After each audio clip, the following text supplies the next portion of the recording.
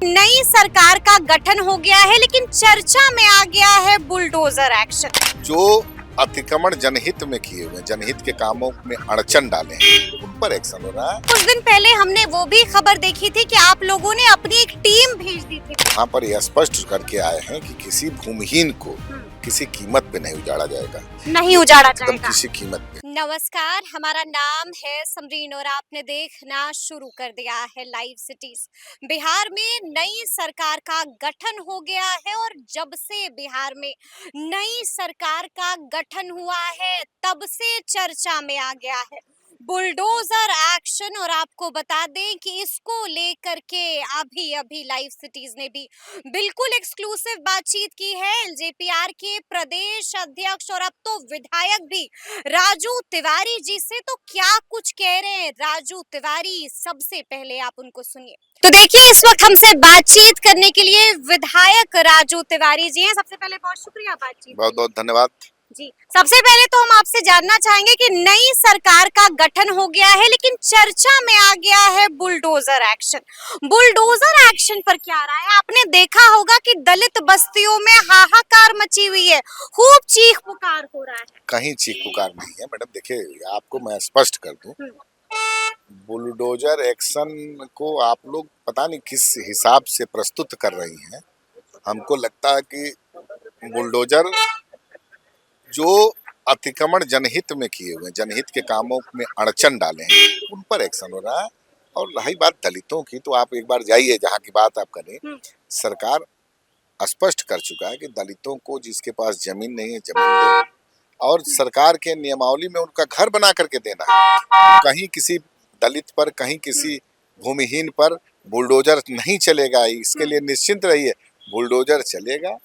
तो जो अतिक्रमण किए हैं, जैसे रोड अतिक्रमण कोई करके के जनहित की समस्या होती है, जाम की समस्या होती है, तो आप लोग बहुत मजबूती से उठाती है। तो उस सब जगह पे बुलडोजर चल रहा है। तो इसको तो मान लीजिए जनहित के हित में अगर बुलडोजर चल रहा है तो है, कानून में है प्रावधान चलाने का। अच्छा, कुछ दिन पहले हमने वो भी खबर देखी थी कि आप लोगों ने अपनी एक टीम भेज दी थी बाकायदा। एकदम गई है, धरातल पर जांच करने हमारे के लिए। माननीय मंत्री गए थे, हाँ। हमारे प्रदेश के प्रभारी गए थे, अब आके जांच करने गए थे।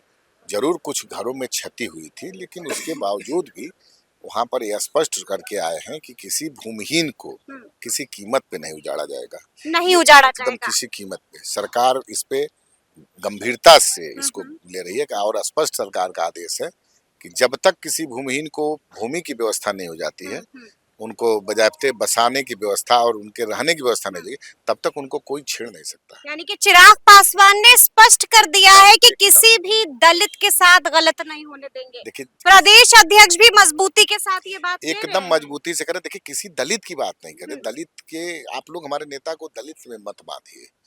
कोई भी व्यक्ति हो, किसी भी जाति का हो, किसी भी समाज का हो, अगर भूमिहीन है तो सरकार की प्राथमिकता है कि पहले उसको भूमि देना, और सरकार की प्राथमिकता है कि उसको प्रधानमंत्री आवास के तहत घर बना के देने की प्राथमिकता है, और उस पर सरकार अपना एकदम निष्ठापूर्वक काम कर रही है। अच्छा, आपने देखा ना कि बीजेपी ने एक बार फिर से चौंका दिया है और नितिन नवीन को राष्ट्रीय कार्यकारी अध्यक्ष बनाया गया है। आप तो बधाई देंगे ना? हम गए थे, बधाई दे भी दी है।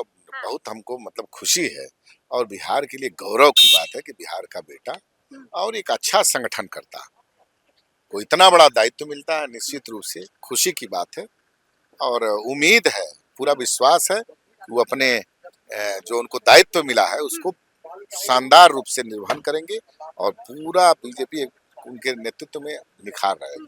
तेजस्वी यादव कहाँ है?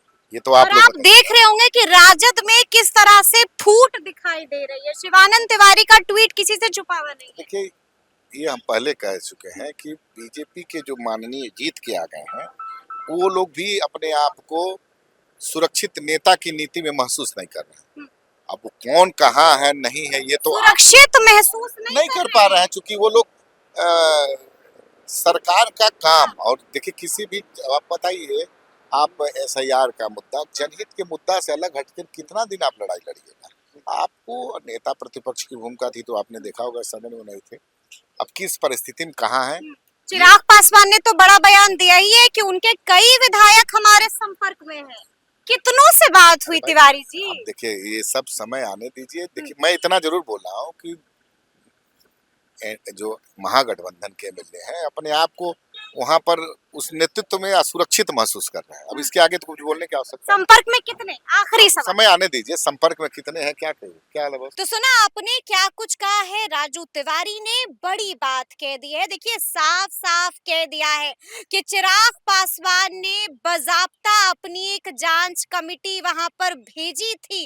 देखिए क्या कुछ बता रहे राजू तिवारी वो हमने आपको सुनाया है, और आपको याद होगा कि कुछ वक्त पहले चिराग पासवान ने भी बड़ा बयान दे दिया था, खुले तौर पर कह दिया था कि महागठबंधन के कई ऐसे विधायक हैं जो हमारे संपर्क में, राजद के कई ऐसे विधायक हैं जो हमारे संपर्क में, और इसको लेकर के भी अभी अभी राजू तिवारी ने बड़ी बात कह दी है। देखिए बता दिया है कि आगे आगे क्या कुछ होने जा रहा है। तो फिर ये पूरी बातचीत, पूरा वीडियो आपको कैसा लगा है कमेंट करके हमें जरूर बताइएगा। तो ऐसे तमाम अपडेट्स के लिए बिल्कुल ऐसे ही हमारे साथ बने रहिएगा और देखते रहिएगा लाइव सिटीज। बहुत शुक्रिया।